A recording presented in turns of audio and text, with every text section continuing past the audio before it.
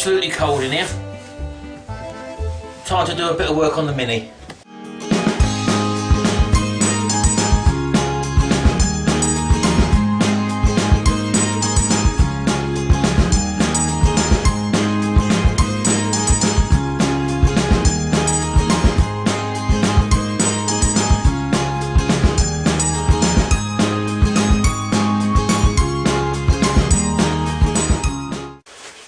Right, as you can see, it's a little bit cold, it's a bit dark outside as well. We're going to be doing some work on the Mini. Jimmy's going away to America at the end of this week, so we're just going to be doing a few small bits, and we thought we'd start off by basically trying to strip off this lacquer off of the actual clock dashboard on the Mini. We've got some work to do on this moped here, let me show you. As you know, this is one I bought towards the end of last year. It's quite a new model. It's a 2008 model. Is that right? Mm-hmm. 2008 model, and it's a runner. As you know, I bought this with the intention of doing it up and selling it. And Gary's been asking about it, and he's found someone who actually wants to buy it. I haven't seen it yet, but he's told me it'll be about 3 weeks' work. But as you can see, most of the panels are scuffed up. So we'll be starting this in the near future because this has got to be done within 3 weeks. So this little project will be starting, but up until then, as I said to you, we're going to get on and try and strip the old dashboard down here on the Mini. Now this lacquer looks like it's on very, very thick. Really is on thick. So what we've got to use is this old, we're going to try this Nitromor's paint and varnish remover. Is that in there, Jimmy, yeah? Yeah. Now again, very toxic stuff this, as you know, and it's got some acid type chemicals in it, so it could burn you, so we've got to protect ourselves. So what you're looking for now? I'll brush or something. Wouldn't it? Right, go on and bring it over to here.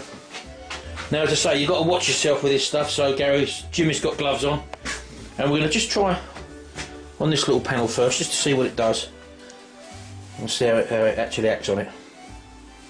And so you use similar stuff to this at work, don't you? Yeah.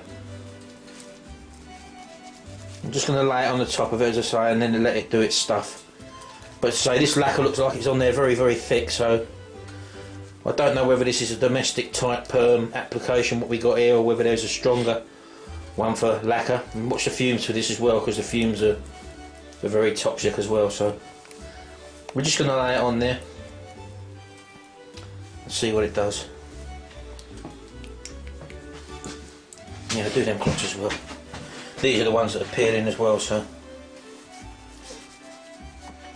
depending on what we're left with afterwards, as I say, whether the wood is in good condition underneath, it'll probably be a veneer, I would imagine. So depending on if that needs just a light sand to bring it back to its former glory, I would imagine that basically the bottom veneer should be okay.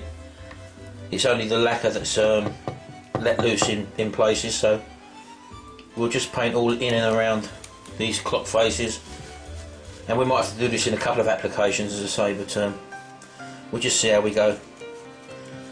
But yeah, as I say, Jimmy's off to America in 5 days' time. He's going over to, where are you going, Jimmy? Florida. He's going over to Florida for a couple of weeks, and so he's looking forward to that, while me and Mummy stay here in sunny Britain. Although New York at the moment, I know it's a lot higher up, but New York is obviously suffering with lots of snow at the moment, about 2, 3, 4 foot snow in some places. I don't think Florida's hit at all, so you should be okay there.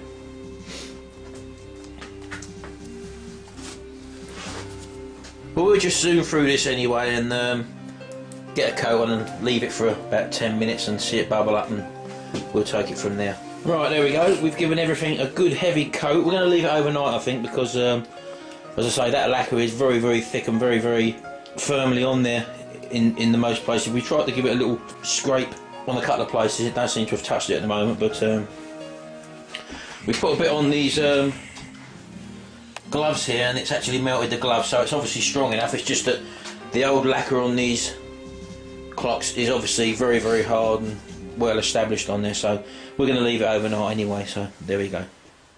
Right, okay, it's actually 2 days afterwards now, and Jimmy's been out here again, and he's put some cling film over the top of it. Apparently this is what they do at work. He's reapplied it a couple more times, and it has not touched it in the slightest. Look at that, look. All that's coming off is the Night Remorse paint stripper.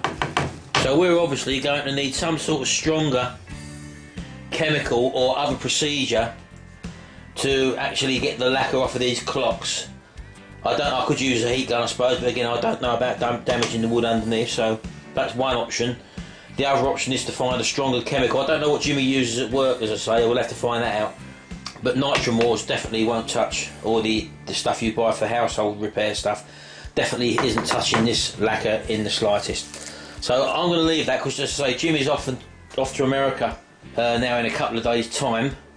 So that will stay as it is until then. And if you've got any comments at all on how we can remove this lacquer off of this dashboard, I mean, please leave a comment below, as I say.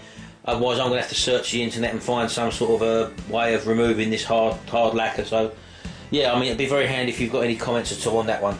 Thanks very much for that. Now, quick look at this moped. As you can probably see, it's not in very good shape. I'm going to have to fix these panels. There's one broken there, there's one broken there. I mean, that's broken under there as well. I may have to reshape this. I'm not too sure exactly what I'm going to do with that at the moment, but as for the rest of it, I mean, it looks worse than what it is, to be honest with you. I mean, a few panels are scuffed up there. Overall, the moped's in pretty good nick, apart from that, as you can see there, like the wheels, the tyre, everything else is good on it. Everything works on it, as I said to you. But the problem with it is that it's been crashed and abused, I suppose. But I've got to form some sort of repair on this top box there again. So again, someone's bolted some sort of bracket on that. It has got a lock, and it does lock, this little top box, but obviously that's going to repair. Now what I'm going to do, I was going to change the colour of this initially, but I'm not going to bother now. What I'm going to do is to find a very similar grey, because I mean I'm going to probably end up painting all of the bike, the whole panel sort of thing, so I might as well keep it some sort of graphite grey. It looks like some sort of metallic grey, so I'll probably end up keeping it the same sort of colour, so I think he's told him it's grey anyway, so, and that way I haven't got to change the information on the logbook or whatever, so that's what I'll probably end up doing there. So as I say, that's going to be coming up very shortly, because I'm going to be working on that very shortly now while Jim is away. So what I'm going to do now is finish off jet washing the patio for the moment, and I'll just show you how far I've got on what sort of job the jet washer can do. Right, so as I say, this hasn't been done for probably a couple of years. Get down, Barney. This patio, and as you can see, it's in a right bit of a state, but let me just turn around and show you what's happened when I've jet washed it. Let me just have a go around. Look, you can see, look, get ready. That's the actual colour it is over there, look. It makes a vast improvement. Oh, Barney's trying to get out there, look, what? So yeah, that is the benefit of jet washing. Now, I'm sure there's other people, now again, like to make money for someone. If you buy yourself a jet wash, and I'm sure this time of year, if you go around people's houses or post a leaflet through with a before and an after shot, I'm sure you could earn some bloody money doing this jet washing lot, because I mean, I'm out here now having to do it myself, obviously, look, as you can see there, and it may look in a right terrible state, and to Mr. and Mrs. Average, or someone who probably hasn't got a jet washer, or who probably isn't in the best of health and can't do that sort of work themselves, I'm sure you can see the benefit if you showed a before and after picture like that, for example. And I'm sure you can actually generate some sort of income, temporary income, if you're a bit hard up, or if you're in between jobs or whatever. So yeah, that's just another thought. I mean, even the brick walls you can see there, for example, look, that's all green and mouldy and mossy, and as you can see over there, that was the same over there, but that's the difference, just with a bit of jet washing. And all it does is take your time. So I mean, for example, I think it took me about an hour and a half to do this bit around here, all around the side of the house here. Let's go around here again, look. Here we go, look, all around there. It's about an hour and a half, I think that took me. And up to here, this was all exactly like that, what you've just seen over there. And as you know, there we're back to the actual pond area at the front there. I've still got some leaves to pick up here, but yeah, this is another one I've got coming up for you. This was an old Burco, looks like some sort of water boiler I got from auction. I think I paid £3 for it. It's obviously some sort of electric boiler. I was never going to use it. I was actually going to just sell it on eBay as some sort of, maybe some sort of prop or whatever. But I mean, I've kept hold of it. But what I've think I'm going to do with it is I've been looking at these rocket stoves or cooking stoves that you can use outdoors, and what I'm going to try and do with this is to actually turn it into a rocket stove, which basically involves me cutting a hole in it there, inserting a tube and an internal tube coming up, and you feed wood into there, this, and in between the inner tube here and the outer casing you put like a vermiculite or sand, depending on how heavy you want it, but it's not actually very heavy, so I'll probably buy a few bag of vermiculite as an insulator so that the outside doesn't get hot. And yeah, I think I'll turn that into a rocket stove because it's got a nice solid base it stands on, so when we have a barbecue outside we can have this thing fired up as well, and we can cook like beans or whatever, or barbecue sauce, or just use it like some sort of external heating appliance. But yeah, that's what I'm going to do with that, so watch out for them videos. And if you don't know what a rocket stove is, it's a great way of heating up stuff, or using it as a cooker, by feeding little bits of sticks, what I will do, or bits of wood, and it's amazing how much heat you can generate out using little bits of wood. So yeah, just type in rocket stove into YouTube and you have a look, but that's what I'm going to turn that into anyway. So I'm going to carry on jet washing for the moment. As I say, I might as well finish this off today. It's a nice sunny day out here today, so I'll just get this done. I've got a few odds and ends to tidy up, and as you can see, look at that, look, it's terrible, look, absolutely terrible. This is 2 years worth, I think. And I think the reason why we get a bit of moss here is because over there we've got them high trees there, which obviously put this in the shade. Hello, look, where we go, someone's going on holiday there. So yeah, the sun's right over there at the moment. It's early, well, pretty early in the morning, and it travels all across the sky here, all across the sky there, and it ends up over there. So yeah, this is probably getting the shade. That's why we've got actually moss growing there. So anyway, this is just a little update vid.